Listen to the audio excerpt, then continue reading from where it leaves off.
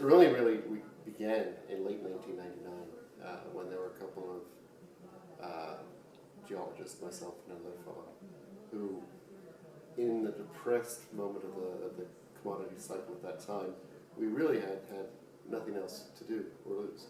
And in that case, the entrepreneurial drive was ignited by necessity, because it was go out and take our existing resources and do something that we had heretofore done for others, and do it for ourselves, or go and put in our applications to become baristas at the closest Starbucks. So we took the chance, took the gamble, and not having families at the time was helped facilitate it. The reason we started doing what we were doing was, we had a desire to do something. There wasn't an evident way to do it, but we didn't let that get in our way. Mm-hmm. And just because nobody would finance us didn't mean that we stopped desiring to do what we wanted to do. And it seemed like a really crazy idea at the time. Who goes out and creates their own fund? But there's really nothing that stops anybody from doing it. Right.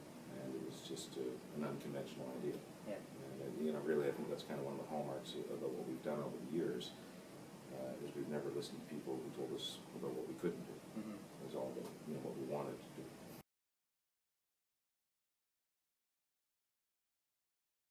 The idea was involved both a lot of time going out into the fields, into the jungles of Ecuador, the gold pan, trying to find traces of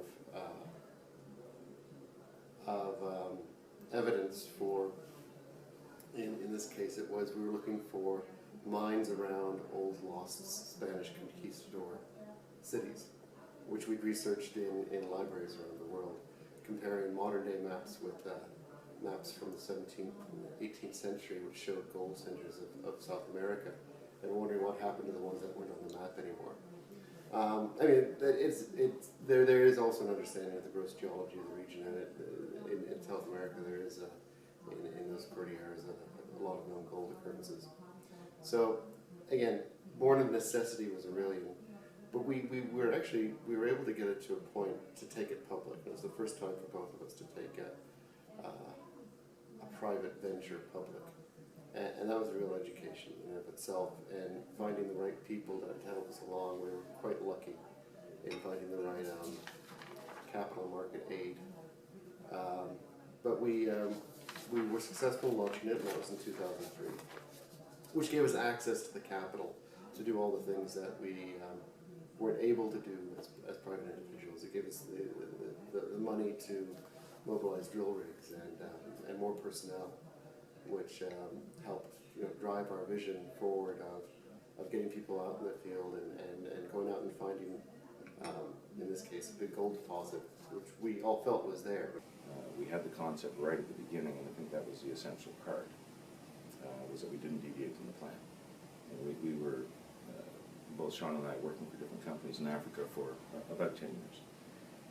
And the initial concept with Cisco was, well, here we are in Africa working for companies drilling off large bulk tonnage deposits that are low grade.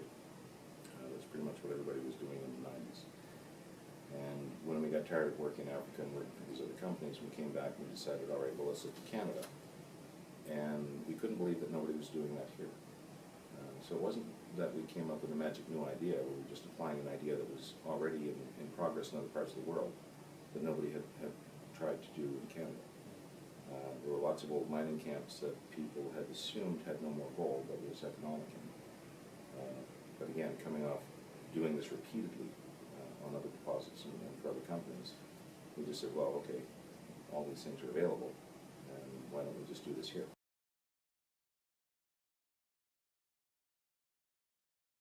We financed that through all our savings from years of working in the fields in South America, North America, Asia. And when that ran out, we used credit cards and then friends and family.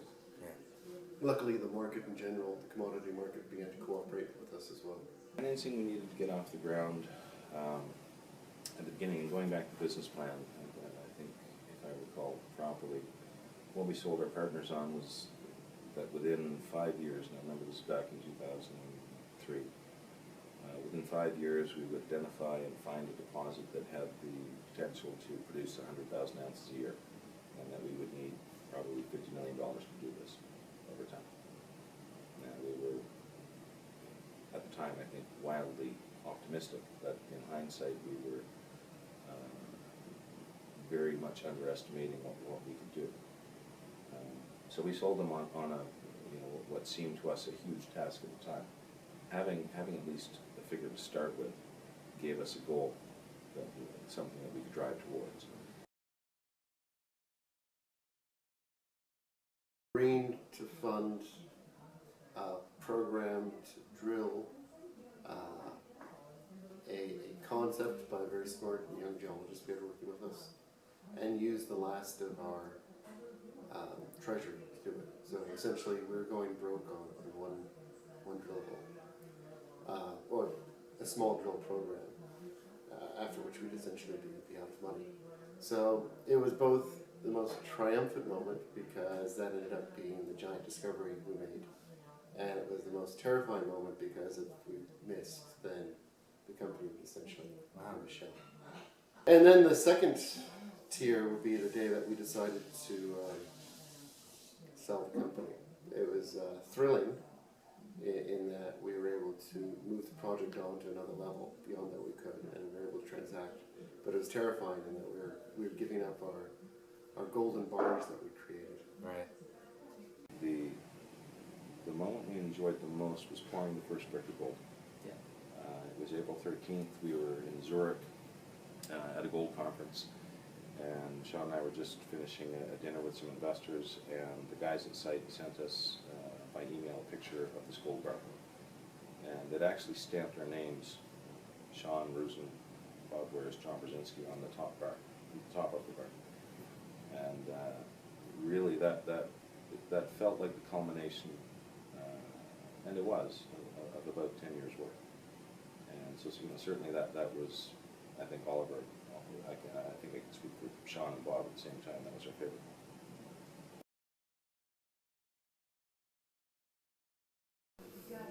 You've got to have perseverance.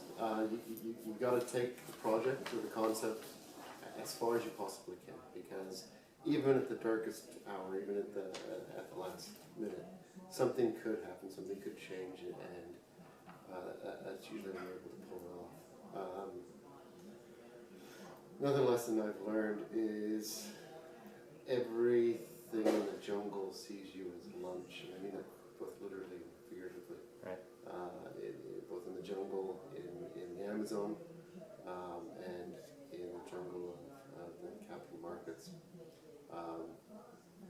You have to be aware and be wary, and understand what. Just watch your step and think through what you're trying to do. And thirdly,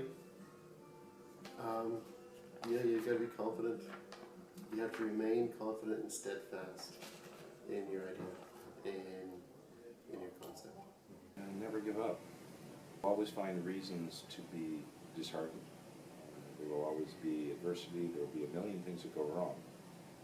And if you focus on those, you're going to fail. But if you see through those to solutions to the issues at hand, I mean, nothing's ever a problem. It's just something that you have to circumnavigate, get around to achieve your ultimate success. So really, not giving up is the key.